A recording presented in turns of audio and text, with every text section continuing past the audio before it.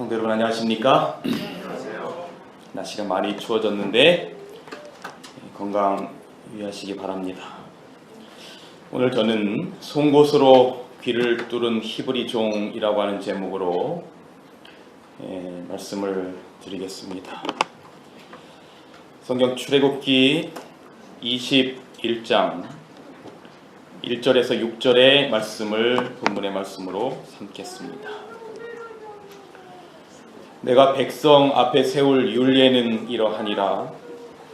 내가 히브리 종을 사면 그가 6년을 섬길 것이요 제 7년에는 값없이 나가 자유할 것이며 그가 단신으로 왔으면 단신으로 나갈 것이요 장가 들었으면 그 아내도 그와 함께 나가려니와 상전이 그에게 아내를 주므로 그 아내가 자녀가 낳았으면 그 아내와 그 자식들은 상전에게 속할 것이요 그는 단신으로 나갈 것이로되 종이 진정으로 말하기를 내가 상전과 내 처자를 사랑하니 나가서 자유하지 않겠노라 하면 상전이 그를 데리고 재판장에게로 갈 것이요 또 그를 문이나 문설주 앞으로 데리고 가서 그곳에다 송곳으로 그 귀를 뚫을 것이라.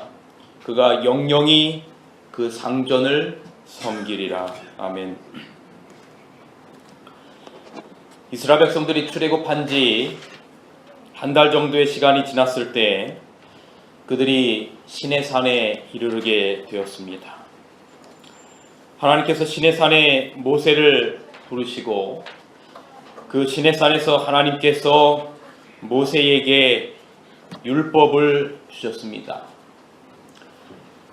율법을 주셨는데 그 중에 하나가 우리가 잘 아는 십계명이고 또 다른 하나가 있는데 그것이 바로 율례라고 불리우는 민사법, 형사법, 시민법 등을 통틀어서 율례라고 불리우는 율법을 주셨습니다. 그래서 창세기 20장에는 10계명이 기록이 되어 있고 21장서부터 23장까지 이런 율례들이 기록이 되어 있습니다. 그래서 21장 1절을 시작하면서 내가 백성 앞에 세울 율례는 이러하니라 라고 말씀을 하셨습니다. 20장 한 장에는 10계명이 기록이 되어 있는데 21장서부터 21장, 22장, 23장 총 3장에 걸쳐서 율례들이 아주 세부적으로 기록이 되어 있습니다. 왜냐하면 너무나 많은 케이스들이 있는 것입니다. 그래서 우리가 이스라엘 백성들이 이 세상을 살아가면서 있을 수 있을 만한 일들을 여러 가지 민사나 형사나 시민이나 시민법들이나 이런 것들을 통틀어서 율례라고 해서 하나님께서 주셨습니다. 이 율례의 목적이 무엇인가? 여기 보좌 선지자 311페이지에는 이렇게 기록하고 있습니다.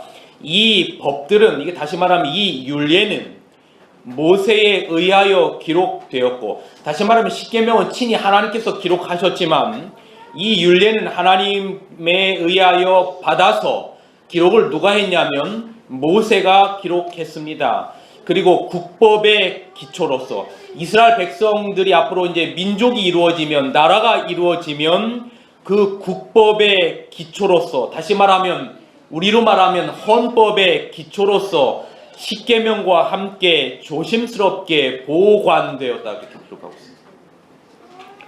이것들은 이스라엘에 대한 하나님의 약속을 성취시킬 수 있는 10계명, 10계명을 뭐 하기 위하여 주셨다고요? 설명하기 위하여 주셨다. 그러니까 십계명은 오늘 우리로 말하면 헌법인 것이고, 이 율례들은 사회 전반에 걸쳐서 발생하게 될 문제에 대한 구체적인 시행세칙이라고 볼 수가 있을 것입니다. 교회법에도 정관이라고 하는 것이 있고 그 정관들을 설명하고 구체적으로 움직일 수 있는 시행세칙이라고 하는 것이 있습니다. 그런데 이러한 율례들 가운데 가장 먼저 기록된 것이 있는데, 그 가장 먼저 기록된 것이 뭐냐면 히브리 노예에 관한 법이었습니다. 이 히브리 노예의 법, 모든 십계명이나 모든 다른 율례들이 전부 다 하나님의 성품을 드러내고 있지만, 율례 가운데 가장 먼저 기록된 이 히브리 노예의 법 가운데는 대표적으로 하나님의 품성, 성품이 드러나 있는 것을 우리가 살펴봅니다. 여러분, 노예 제도 자체가 하나님의 뜻이 아닙니다. 하나님께서 에덴 동산에서 아담과 하와를 창조하시고 만드실 때에 어떤 사람 간에 주인이 있고 노예가 있는 이런 노예 제도를 만드셨을 리도 만무하거니와, 이 노예 제도가 하나님의 뜻은 절대로 아니었습니다. 그렇다고 인간의 죄악의 역사 가운데 사회 질서를 독단적으로 뒤집지도 않으셨어요. 여러분, 신약 성경에도 보면 빌레몬서라고 하는 책이 나타나는데 아주 작은 책이죠. 근데 이 빌레몬서가 어떤 내용이냐면 주인 빌레몬에게 재산적인 피해를 입히고 도망친 노예 종 이야기가 기록이 되어 있는데, 그 종의 이름이 오네시모라고 하는 종이 있었습니다. 그런데 이 오네시모를 이 바울이 만납니다. 바울이 만나고 오네시모에게 하나님의 말씀을 가르치게 됩니다. 그리고 다시 이 오네시모를 도망친 주인에게로 보내면서 너는 주인에게 명령에 순종하고 순복해야 될 것을 가르치면서 편지를 쓰기를, 그 빌레몬인 주인에게 이 종에게 은혜를 베풀 것을 간곡하게 편지를 써서 보낸 편지, 그것이 바로 빌레몬서입니다. 그러니까 구약이나 신약이나 하나님께서 어떤 메시지를 주실 때에 그 사회의 기존 질서를 파괴하지 않으면서 그 안에 하나님의 성품을 드러내고 복음이 전해질 그런 방법을 택하셨어요.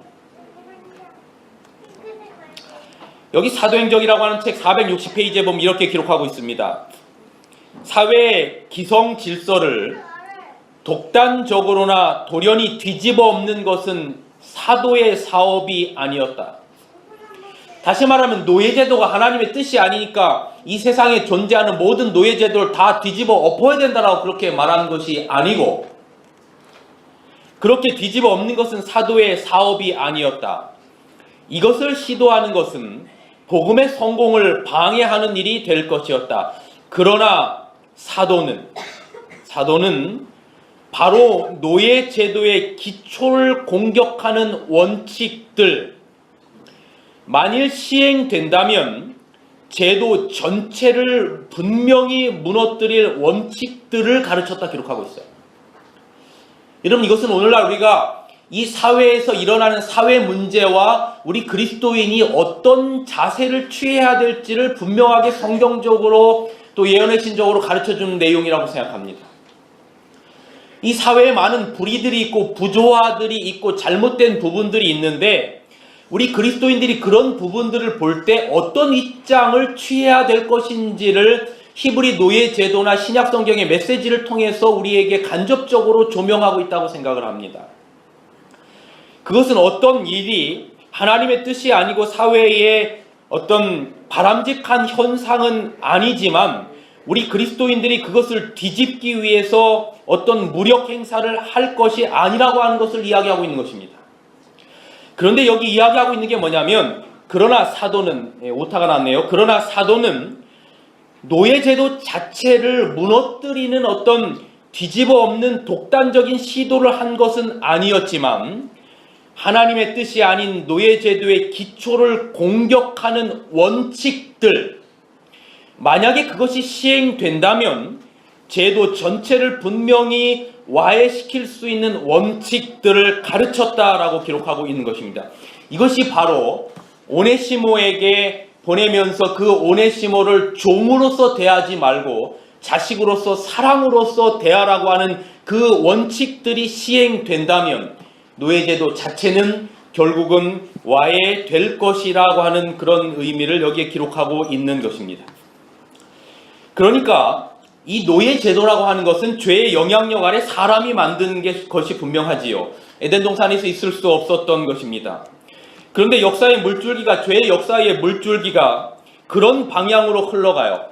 물줄기가 흘러가면서 빈부의 격차가 생기고 힘 있는 사람이 생기고 힘 없는 사람이 생기면서 부를 가진 사람들 또 권력을 가진 사람들이 그렇지 못한 사람들을 노예로 부리는 일들이 있었지만 하나님께서 그런 제도를 완전히 다 뒤집어 엎으시는 것이 아니라 십계명과 율법을 주심으로 말미암아 그 결과물을 무력시킬 방법들을 택하신 것입니다.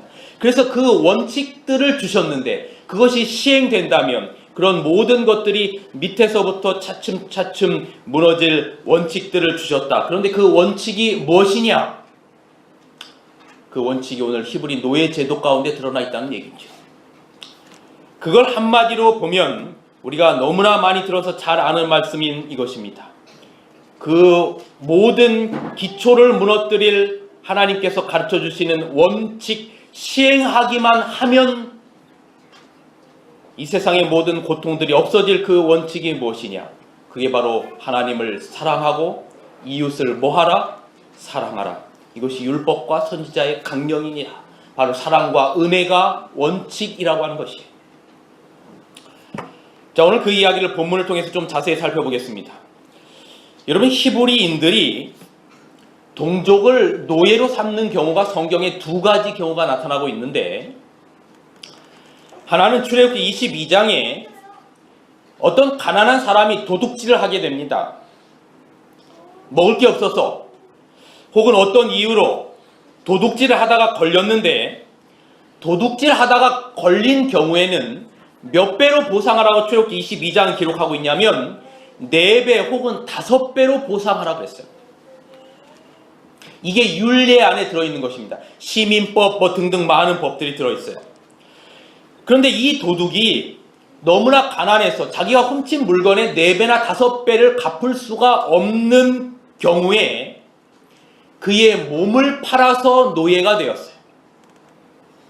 이게 노예가 되는 첫 번째 경우고, 또 다른 하나는 도적질을 하지 않았다 할지라도 너무 가난해서 자기의 힘으로는 도무지 먹고 살 수 없을 때 생계를 유지하기 위해서 자기가 자기의 몸을 팔아서 뭐가 되냐면 종이 되는 경우입니다.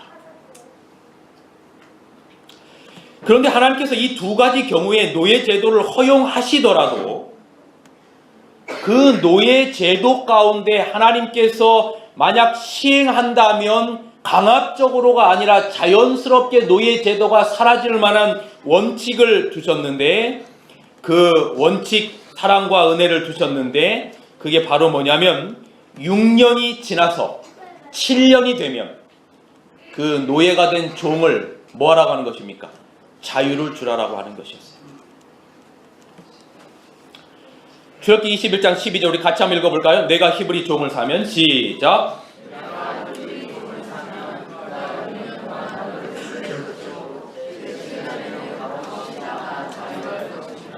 내가 히브리 종을 사면 그가 6년 동안 너를 섬길 것이요 제7년에는 값없이 나가서 자유할 것이며.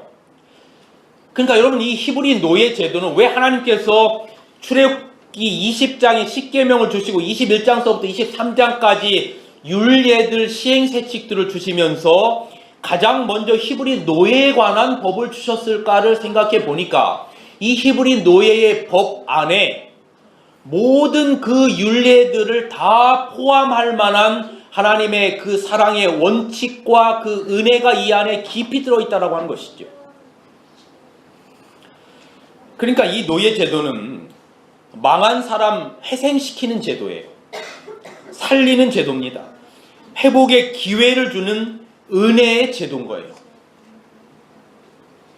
왜냐하면 한번 가난해서 종으로 팔려 들어가면 다시 종에서 회복될 수 있는 길을 하나님께서 이렇게 제도적으로 만들어주지 아니하시면 결단코 그곳에서 나올 수가 없는 걸 하나님께서 아시고, 하나님께서 히브리 백성들에게 모세를 통하여 말하기를 네가 히브리 종을 사면 6년 동안은 너를 섬기게 하지만 제7년에는 값없이 나아가서 자유하게 하라라고 말한 것입니다. 이 내용이 조금 더 자세하게 신명기 15장에 기록이 되어 있는데 이렇게 기록되어 있어요. 신명기 15장 12절 14절 내 동족 히브리 남자나 히브리 여자가 내게 팔렸다 하자. 다시 말하면 너의 물건을 훔쳤는데 4배나 5배로 갚을 능력이 없거나 너무나 먹고 살 길이 없어서 너를 노예로 종으로 팔면서 살 수 있게 해서 네가 그들을 샀다 하자. 종으로. 이겁니다. 가정한 겁니다. 만일 6년을 너를 섬겼거든 제7년은 너는 그를 놓아 자유하게 할 것이요. 그를 놓아 자유하게 할 때에 어떻게 가게 하지 말고 공수로 가게 하지. 이게 손수자인데 손에서 아무것도 주지 않고 쉽게 말하면 그냥 무일푼으로 가게 하지 말고 내 양무리 중에서와 타작 마당에서와 포도주 틀에서 그에게 어떻게 줄지니 후히 줄지니 곧 내 하나님 여호와께서 내게 복을 주신 대로 그에게 줄지어다. 쉽게 말하면 6년 일하고 7년 나갈 때 퇴직금 주라 그 말입니다. 그러니까 최초의 퇴직금 제도가 어디서 생긴 거냐면 여기서 생긴 거예요. 제가 제 친구 가운데 제 군대에 있을 때 제 친구 가운데 조선대학교 법대 다니다 오던 친구가 있었습니다. 박선학이라고 하는 친구였는데 이 친구와 이제 군생활을 이야기하면서 저는 성경 이야기를 하고 제가 아는 게 그거밖에 없으니까 이 친구는 이제 법 이야기를 하는데 이 친구가 저에게 하는 이야기가 뭐냐면 법대를 들어가면 기본적으로 기초적으로 배우는 게 하나가 있는데 그게 바로 뭐냐면 하나님의 바로 모세의 법을 공부한대요. 모세의 법. 그러니까 이 모세의 법이 뭡니까? 바로 이 십계명과 윤리에 관련된 공부예요. 그래서 물론 이 이전에 역사적으로 보면 함무라비 법전이 있었습니다. 그러니까 모세오경이 기록되기 그 이전에 역사적으로 보면 함무라비 법전이 있었는데 그들이 함무라비 법뿐만 아니라 바로 이 모세의 법과 율례를 한다라고 그렇게 이야기를 해요. 그래서 그가 말하기를 저한테 뭐라고 말하냐면 야 창종아 나이도 저랑 같았거든요. 최초의 퇴직금 제도가 어디서 나왔는 줄 알아? 저한테 그래요. 그래서 그때가 전혀 몰랐어요. 글쎄 그게 어디서 나왔을까? 그랬더니 바로 신명기 15장에 기록되어 있어요. 법대 다니는 친구가 저보다 성경을 이 부분에 대해서는 더 잘 알아요. 제가 이 설교를 준비하면서 그때 그 친구의 말이 떠오르는 겁니다. 그래서 나갈 때 그냥 보내지 말고 퇴직금을 주는데 정말 이렇게 째째하게 주지 말고 어떻게 주라고 말하냐면 어떻게 줘라? 후히 줘라. 후히 줘라. 하나님께서 너에게 복을 주신 것을 생각해서 그가 나갈 때 그렇게 돌려주어서 그가 자유의 몸을 나가서 입고도 나가서 살 수 있는 길을 뭐 해줘라? 마련해줘라. 그렇게 이야기하는 것입니다. 그러니까 인간의 죄악 역사 가운데 하나님께서 이 노예제도가 하나님의 뜻이 아닌 건 아셨지만 이것을 하루아침에 전복시키려고 했던 것이 아니라 하나님께서 사랑과 은혜의 본질을 말씀하셔서 만약에 우리가 이것을 그대로 따른다면 이것이 이 사회와 이 민족에게 행복을 주기 위한 것이라고 하나님께서 말씀하시는 겁니다. 그래서 여기 신명기 10장 13절에 내가 오늘날 내 행복을 위하여 내게 명하는 여호와의 명령과 규례를 지킬 것이 아니냐 말씀하셨어요. 그러니까 하나님께서 우리에게 주신 십계명과 이 율례들은 우리를 얽매이려고 하는 것이 아니라 우리의 생명과 우리의 행복을 위하여 주셨다라고 하는 거예요. 그런데 문제는 사람들이 이걸 따라요, 안 따라요? 안 따라요. 제가 여러 번 말씀드리지만 로마서 7장의 기별이 우리의 마음 가운데 하나님의 법과 죄의 법이 있는데 자꾸 뭐가 더 강하냐면 죄의 법이 더 강해. 이 죄의 법이라고 하는 것이 어디서 왔느냐 가만히 보니까 우리의 이기심으로부터 온 겁니다. 내가 조금 더 많이 주면 내 주머니가 가벼워지잖아요. 열왕기하 4장에 보면 어떤 이야기가 있냐면 엘리사 시절에 선지자 학교가 있었습니다. 우리 삼육학교가 원래 그런 목적을 가지고 만들었죠. 지금은 이 세상에 있다 보니까 그러니까 선지자 학교의 기능을 하려고 나름대로 제가 이 학교 교장 선생님이나 이런 분들하고 이야기를 해보면 최선을 다해서 노력은 하지만 나라 교육부에서 워낙 강력하게 이런 신앙적인 교육들을 못 시키게 하고 이런 부분들이 많아서 지금 꽤 많은 부분이 일반 사회학교처럼 공부 쪽으로 흘러가는 경향이 있지만 원래 삼육학교가 세워진 목적이 이 엘리야나 엘리사 시대의 이런 모습들처럼 바로 하나님의 자녀들, 선교사들을 기르는 목적으로 만들어진 거예요. 이 엘리사 시대에 선지자 학교가 있었는데 공부하던 생도가 빚을 지고 죽었습니다. 열왕기하 4장에 여러분 아시는 이야기죠. 그런데 그 생도에게는 아내와 두 아들이 있었습니다. 그런데 어느 날 체주가 와가지고 내 남편이 빚을 지고 못 갚고 죽었으니까 내가 네 두 아들을 종으로 삼아야 되겠다, 그렇게 이야기해요. 그래서 이 아내가 너무나 고민이 큰 거예요. 얼마나 고민이 크겠어요. 두 아들이 종으로 팔리게 되었는데. 그래서 이 아내가 엘리사에게 찾아갑니다. 그런데 문제는 남편이 빚을 지고 못 갚고 죽었을 때 그 영향력이 자식에까지 가서 두 아들을 종으로 삼으라 하는 이야기는 율법에 없는 제도예요. 율례에 없는 제도입니다. 그런데 이 율례에 없는 제도를 죄악의 역사가 계속해서 흘러가면서 악법이 만들어진 거예요. 그러니까 이 출애굽기서의 율례 가운데 하나님께서 말씀하신 이런 제도에 없는 제도가 시대가 지나가고 지나가면서 이스라엘 백성들이 이런 못된 짓을 한 겁니다. 그래서 이 아내가 견디다 못해서 이러다가는 정말로 내 두 아들 다 종으로 팔리겠다라고 생각하니까 엘리사 선지자에게 가서 말합니다. 선지자여, 우리 남편이 빚을 졌는데 신학 공부를 하다가 이렇게 일찍 죽어버렸고 공부한 때 등록금 때문에 빚을 졌는데, 성경에 등록금 때문에 빚을 졌다는 얘기는 없어요. 빚을 졌는데 그래서 우리 두 아들이 노예로 팔리게 되었으니 어떻게 해야 합니까? 라고 묻습니다. 그러자 엘리사 선지자가 뭐라고 말하냐면 그 여인에게 두 아이들과 당신이 이웃에게 가서 빌릴 수 있는 대로 모든 그릇들을 다 빌려와라. 그래서 그릇을 다 빌려옵니다. 그리고 이 선지자가 말하기를 거기에다가 그 기름, 조금 남은 그 기름을 계속 따르니까 거기에 있는 빌려온 그릇들이 기름이 어떻게 다 차는 역사가 일어나게 되는 거 우리가 알고 있지 않습니까? 구약판 오병이어의 기적이죠. 이 이야기 열왕기하 4장에 기록되어 있어요. 여러분, 여기에서의 문제가 뭐냐면 이스라엘 백성들이 종으로 삼을 수 있는 그 두 가지의 경우를 가지고 종으로 삼는다면 그나마 다행인데, 종으로 삼을 수 없는 경우를 가지고 아버지의 빚을 자식에게 물겠다라고 하는 그런 이야기가 시대가 흘러가면서 있었다라고 하는 것이 문제가 되는 것입니다. 이런 일이 또 어디에도 있었냐면 하나님의 율례를 어기는 일이 예레미야 선지자 시절에도 있었어요. 그래서 예레미야 25장에 보면 이스라엘 백성들이 6년을 종으로 부리면 7년 때 자유하게 하라고 했는데 이것을 전면적으로 거부합니다. 하나님의 뜻을 거부했어요. 그러자 예레미야 25장 17절에 하나님께서 예레미야에게 뭐라고 말씀하시냐면 이렇게 말씀하셨어요. 그러나 나 여호와가 이같이 말하노라. 너희가 나를 듣지 아니하고 각기 형제와 이웃에게 자유를 선언한 것을 실행치 아니하였은즉, 그거예요. 그러니까 6년 동안 종으로 부리고 7년 때 자유하라고 하는 법을 너희가 실행치 아니하였은즉, 하나님께서 뭐라고 말씀하시냐면 너희를 칼과 연병과 기근에 붙이리라. 나 여호와의 말이니라. 내가 너희를 세계 열방 중에 흩어지게 할 것이니라. 그 후로 바벨론의 포로로 잡혀가게 하겠다라고 하는 이야기가 예레미야 25장에 기록이 되어 있습니다.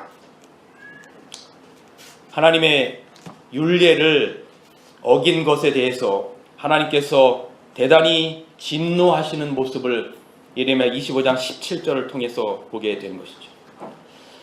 그런데 이러한 일들이 비단 구약에만 있는 것이 아니라 신약에도 그런 일을 경고하고 있어요. 야고보 5장 4절에 보면 이렇게 기록하고 있어요.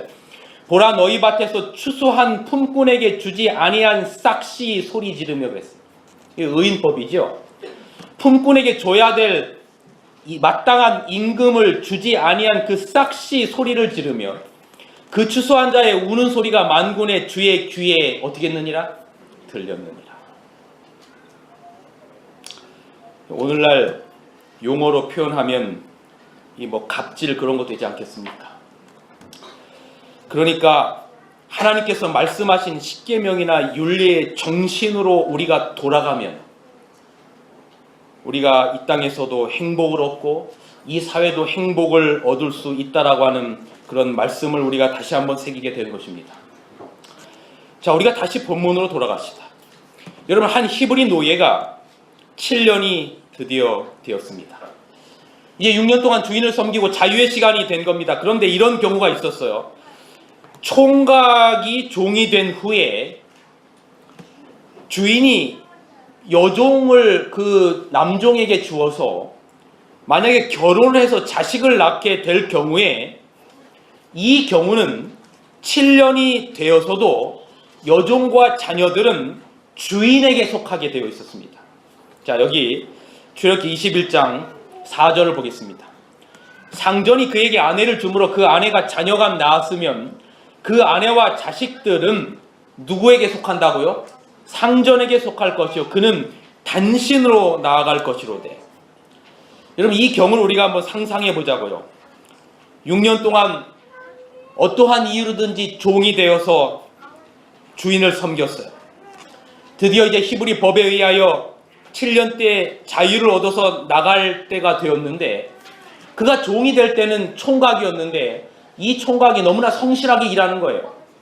그래서 주인이 자기 집에 있는 여종을 그 남종에게 주어서 서로 결혼하게 시켰습니다. 그리고 거기서 자녀를 낳았어요.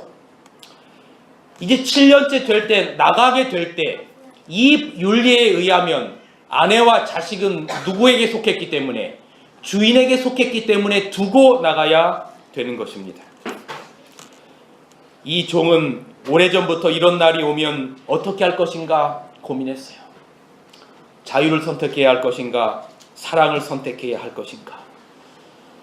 자유를 선택하면 내가 밖에 나가서 다시 결혼할 수도 있고 내 마음대로 살 수도 있고 더 이상 아니오라고 말할 수도 있는 자유의 몸을 가지고 내가 원하는 곳은 어디든지 갈 수 있는 그런 모습으로 살 수 있는데, 내가 처자를 선택하면 영원히 종이 되어야 하는 것입니다.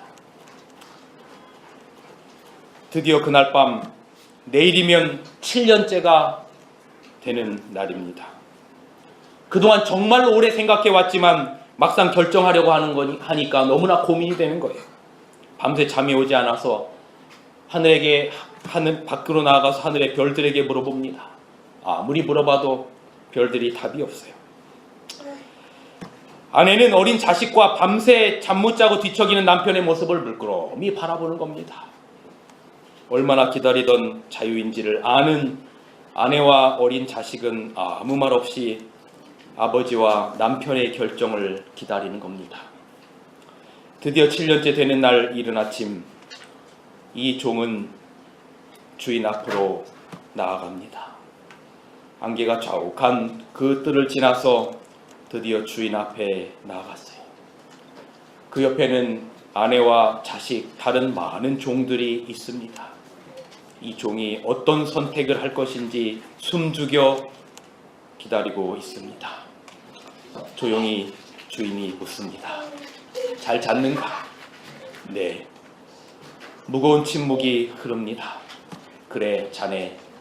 지난 6년간 정말 고생 많이 했는데 결정했는가? 모든 다른 종들과 아내와 자식은 말없이 긴장 속에 남편과 아버지의 결정을 기다립니다. 드디어 무거운 침묵의 입술을 뗍니다.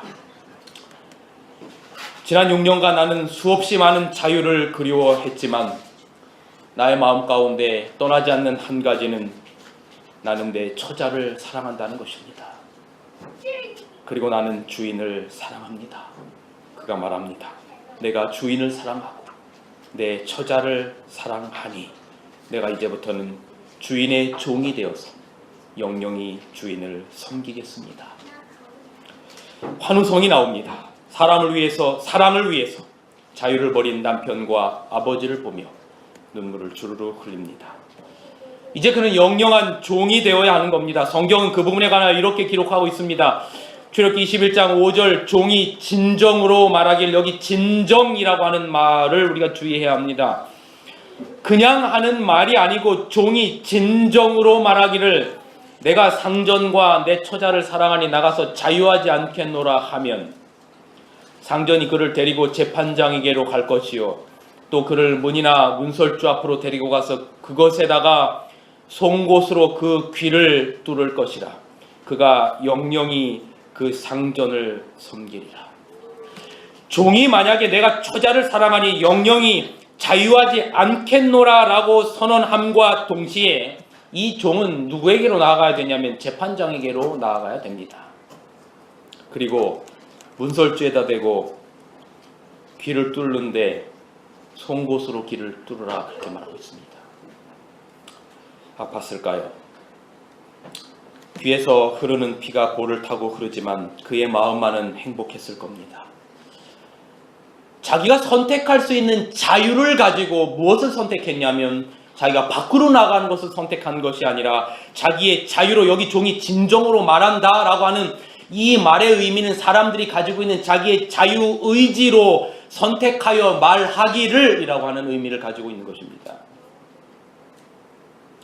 내가 사랑을 선택하겠습니다, 그거죠. 이제는 강제 종이 아닌 자유의 종이 된 것입니다. 사랑으로 자유하게 된 종이 된 것입니다. 제가 여기 신문 하나를 캡처를 했는데요. 19세기에 미국과 유럽을 중심으로 노예제도가 참 많이 성행을 했었습니다. 여기 보면 이게 그 런던의 그 당시의 신문입니다. 언제냐면 1856년 September 9월 27일자 신문입니다. 1856년. 여기에 그 당시에 사회상을 대표적으로 그리고 있는 그림이 있는데 이게 바로 뭐냐면 노예시장입니다. 노예시장. 여기 주인이 한 여자를 앞에다 두고 다른 사람들 앞에서, 백인들 앞에서 흥정하는 것입니다. 노예제도의 모습이었습니다. 여기도 보면 그 아프리카 원주민들을 이렇게 잡아다가 그들을 노예시장으로 끌고 가는 그 당시에 어떤 신문의 사파들이 기록이 되어 있습니다. 그 다음에 보여드리는 것은 이게 사진인데요. 이게 그 당시에 노예들의 모습입니다. 여러분, 우리가 잘 아는 것처럼 노예 해방을 이끈 미국의 유명한 에브라함 링컨 대통령이 있습니다. 1861년부터 65년까지 남북전쟁을 성공적으로 이끌어서 미국의 노예를 해방시켰는데, 그런데 여러분, 이 애틀란타에 가면 이 에브라함 링컨뿐만 아니라 그 마틴 루터 킹 주니어 목사의 어떤 그런 그 노예 해방에 관련된 그런 일들이 여러 가지 역사적인 자료들이 있는데, 거기에 보면 이런 내용이 있습니다. 이 에브라함 링컨 대통령이 하루는 노예시장에 나아갔는데, 특별히 이 남부가 노예가 더 성황했었죠. 왜냐하면 이 미국에서 남북전쟁이 일어나지 않습니까? 이 노예 제도를 찬성하는 것과 반대하는 것 때문에 아주 큰 전쟁이 일어나는 거예요. 그런데 노예 제도에 반대했던 게 북부 지역이고 노예 제도에 찬성했던 게 남부 지역입니다. 그게 왜냐하면 이 에브라함 링컨을 중심으로 한 북부군들은, 북부 지역은 공업 중심으로 많이 발전을 했기 때문에 노예가 그다지 많이 필요하지 않았고, 남부는 그 당시 아주 유행했던 이런 목화밭, 사탕수수밭, 이런 것들을 대부분의 백인들이 어마어마하게 큰 농장으로 소유했기 때문에 그런 일들을 노예를 시키지 않고는 운영할 수 없기 때문에 남부 쪽은 노예제도가 있어야 된다고 생각을 했던 것이고, 북부 지역은 에브라함 링컨을 중심으로 해서 노예제도가 해방되어야 된다고 생각해서 이 남북전쟁이 얼마나 치열하게 있었는지 우리가 잘 알지 않습니까? 1861년부터 65년까지. 근데 결국은 이제 북부 군대들이 성공함으로 말미암아 이제 노예시장이 허물어지는, 해방을 맞게 되는 그런 역사가 있는 것을 우리가 잘 압니다. 그런데 한 번은 이 에브라함 링컨이 노예시장에 나갔는데 이 노예시장 안에서 젊은 여자가 흥정으로 이제 많은 사람들에게 이제 팔리는 그런 모습을 보게 됩니다. 그래서 이 에브라함 링컨이 그 여자를 그 여자의 몸값보다 훨씬 비싼 값을 주고 그 여자를 삽니다. 이미 그 여자의 손에는 착고가 채워져 있고 그런 상태 가운데 있죠. 종이기 때문에. 그런데 이 에브라함 링컨이 그를 데리고 같이 길을 가다가 이 에브라함 링컨이 무릎을 꿇고 그 다리에 있는 착고를 풀어주게 됩니다. 그러면서 이 여자에게 말하죠. 여자여, 그대는 자유입니다. 그렇게 말합니다. 그러자 이 여자가 놀라서 아무 말을 하지 못하는데, 왜냐하면 평생을 노예로 태어나서 노예로 살아왔기 때문에 자유라고 하는 것의 의미를 이해하지 못하는 거예요. 그래서 이 에브라함 링컨이 말하기를 여자여, 그대는 자유입니다 라고 말하니까 깜짝 놀라서 이 여자가 에브라함 링컨에게 묻기를, 자유라고 말하는 그 말씀의 의미가 내가 말하고 싶은 것은 무엇이나 할 수 있다는 뜻입니까? 라고 묻습니다. 그때 에브라함 링컨이 말하기를 그렇습니다 라고 물어요. 근데 이 여자가 또 묻기를, 그렇다면 자유라고 하는 것이 내가 하고 싶은 것은 무엇이든지 할 수 있다라고 하는 뜻입니까? 라고 묻습니다. 그때 에브라함 링컨이 답합니다. 그렇습니다. 그때 이 여자 노예가 또 묻습니다. 다시 한 번만 여쭤보겠습니다. 그렇다면 자유라고 하는 것이 내가 가고 싶은 곳에는 어디든지 갈 수 있다는 뜻입니까? 링컨이 마지막으로 대답합니다. 그렇습니다. 당신이 가고 싶은 곳은 어디든지 가도 좋습니다. 그러자 자유의 몸이 된 이 여종의 눈에서 그 자유의 의미를 인지하고 나서 눈물이 맺힙니다. 그리고 그가 이런 이야기를 에브라함 링컨에게 말합니다. 내가 가고 싶은 곳에 어디든지 갈 수 있다고 말씀하시니, 내가 할 수 있는 곳에 내가 할 수 있는 것을 무엇이든지 할 수 있다고 말씀하시니, 그것이 자유라고 말씀하시니 나는 내 자유를 주신 당신을 위하여 평생 섬기겠습니다 라고 말했다는 것이죠. 여러분, 이것이 오늘 본문에 나타난 히브리 종의 자발적인 종이 되는 과정과 똑같은 이야기인 것입니다. 종은 종인데 내 자유의지를 사용해서 하는 종이에요. 자발적인 종이고, 우리는 그 종을 사랑의 종이라고 부르는 것입니다. 그리고 그 사랑의 표시를 영원토록 간직해야 했는데, 그것이 바로 뭐냐면 송곳으로 귀를 뚫었어요. 요즘은 아름다움을 목적으로 병원에 가서 귀를 뚫지만, 이 당시에는 위생도 좋지 않았을 때 송곳으로 귀를 뚫는다라고 하는 이 의미가 무엇인지 가만 보니까, 종이 되면 송곳으로 귀를 뚫는다라고 하는 이 말의 의미가 가만 생각해 보니까 이게 딱 소꿰뚜레와 콧뚜레와 같은 딱 그런 겁니다. 어릴 적에 제가 이 송아지가 있어서, 이 송아지가 조금 크면 이제 이 주인이 컨트롤 하지 못하니까 삐쭉하게 참나무 같은 걸 갈아가지고 이 소 코를 뚫는 것을 제가 보고 충격을 받았던 적이 있습니다. 그리고 이 소 콧뚜레를 이렇게 쫙 하고, 그다음서부터는 이거 하는 이유가 무엇입니까? 주인이 이 소를 마음껏 뭐 하겠다라고 하는 겁니까? 컨트롤 하겠다라고 하는 그런 의미를 가지고 있습니다. 여러분, 송곳으로 귀를 뚫었다, 이 말을 가만히 생각해 보니까 잘못하면 송곳으로 귀를 뚫다가 이게 세균적인 이런 것들이 감염이 되면 죽을 수도 있지 않을까라고 하는 생각이 드는 겁니다. 이게 뭐를 의미하는 것입니까? 전적으로 주인에게 내 삶을 뭐 한다는 뜻입니까?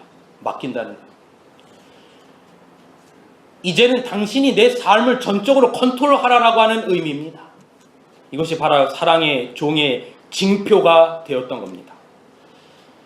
그런데 왜 저는 출애굽기 20장에 십계명을 주시고 출애굽기 21장부터 23장까지 이 율례를 주시면서 왜 송곳으로 귀를 뚫으라라고 하는 이 말의 의미를 가장 먼저 기록했을까라는 생각을 하면서, 제가 내내 연말 기도주일 동안 가운데 말씀드렸던 것처럼 구약에 나타나는 모든 제도는, 이 모든 것이 누구를 표상한다고요? 전적으로 예수님을 표상하는 거예요. 여러분, 여기에 기가 막힌 예수님에 관한 표상이 있는 것을 우리는 압니다. 자발적으로 종이 된 한 분이 계신 겁니다. 우리를 자유케 하시려고, 우리를 영원히 생명을 주게 하시려고 송곳으로 길을 뚫으신 분이 있다라고 하는 것이죠.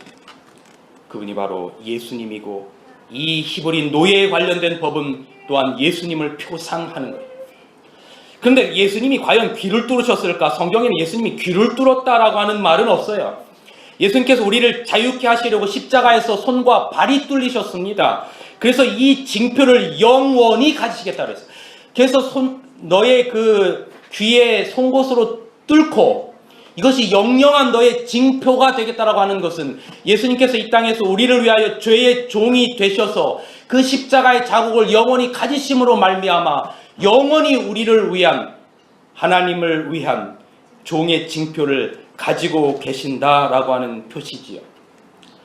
그런데 여러분, 성경에 예수님이 귀를 뚫었다라고 하는 의미는 없지만, 그런 어떤 정확한 문자적인 것은 없지만, 여러분, 이것이 상징적으로 그런 의미를 가지고 있는 성경절이 하나가 있습니다. 그것이 시편 40편 6절입니다. 시편 40편 6절에 뭐라고 기록하냐면, 주께서 나의 귀를 통하여 들리시기를 제사와 예물을 기뻐하지 아니하신다라고 하는 이 시편 40편은 전적으로 예수님을 표상하는 책입니다. 시편 40편은. 그런데 여기서 주께서 나의 귀를 통하여라고 하는 이 말을 영어 성경에는 뭐라고 기록하고 있냐면 My ears you have pierced 그랬어요. 여러분, 우리가 그 여자분들 귀 뚫는 걸 뭐라고 말하냐면, 이런데 뚫는 거를 귀걸이 이런 걸로 뚫는 거 뭐라고 말합니까? 피어싱이라고 말해요. 여기서 이 말을 직역하면 뭐냐면, 당신이 나의 귀를 뚫었습니다, 그 말이에요. My ears you have pierced. 이걸 그냥 명사 중심으로 본다면 당신이 뚫은 나의 귀를 보든지, 아니면 my ears가 뒤로 가면 당신이 나의 귀를 뚫었다라고 하는 의미를 가지고 있어요.